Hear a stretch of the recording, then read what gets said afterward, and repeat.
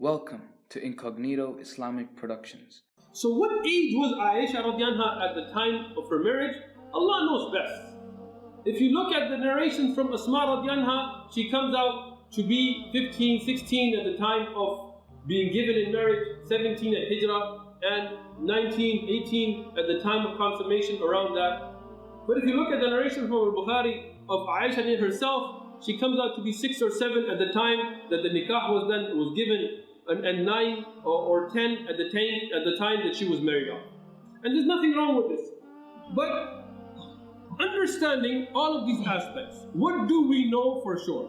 That she was at an age that the Arab took as regular to be engaged, because she was already engaged to Zubayr. And she was married at an age that was acceptable by the Arab because there was no objection raised to. And Aysha radiallahu anha herself says in the hadith in At-Tirmidhi that the woman, the Arab at that time, would reach puberty at the age of 9. It's a separate hadith, it has nothing to do with her marriage. But it does tell us something about the custom and the physical makeup of the women of the Arab. That around that age, they would be physically ready. And to keep things in perspective, because people are not just when they discuss.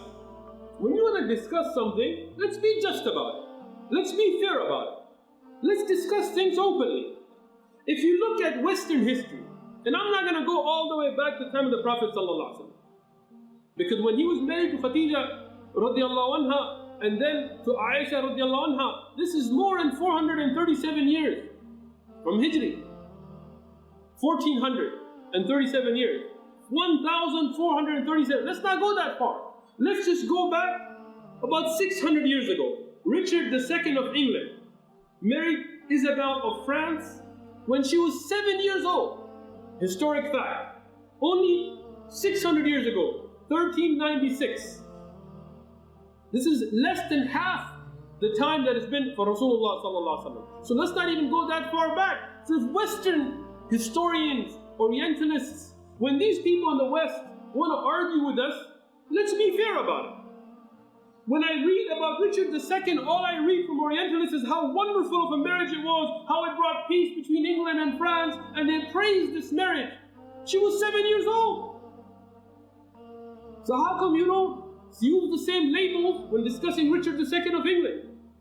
So why can't we be fair about it? Let's talk about the Bible.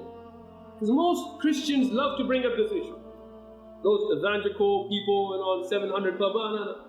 Let's look at the Bible. Maryam, as they call Mary in the Bible. Now, Muslims, we don't believe it. Alright? I'm discussing this from a biblical perspective now. Mary, according to the Bible, was married at 12 to Joseph, who was Mahdi, 90 years old. Bible.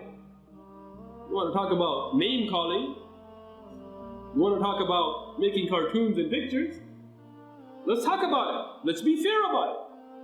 A 12-year-old marrying a 90-year-old?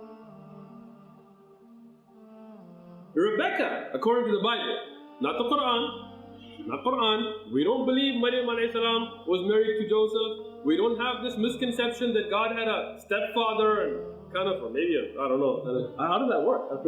Anyway. But Rebecca was married to Ishaq, Isaac, according to the Bible, when she was how old, Mahdi? 3 years old. Go look it up. Google it. 3 years old. You wanna point fingers? Seriously? According to Jewish law, for all my debaters from the Jewish faith, according to Jewish law, there's a book, and I actually got a PDF of this book. I might actually go buy it. It's called A History of Messianic Law of Purities by Jacob Neusner. He says, according to Judaic law, a woman can be married when she's 3 years and 1 day old. And I'm not going to elaborate on this, but according to him, not just the nikah, but the consummation can be done at 3 years and 1 day old. Go look it up. It's not a Muslim author. We didn't make this stuff up. 3-year-olds? Seriously? And now you want to debate with us? So when we discuss these issues, it has to be discussed in fairness. You have to discuss it looking at every aspect. You can't point a finger not realizing what your scriptures may say. We as Muslims, we love the Sharia. And what does the Sharia teach us? That you have to look at the urf of a people.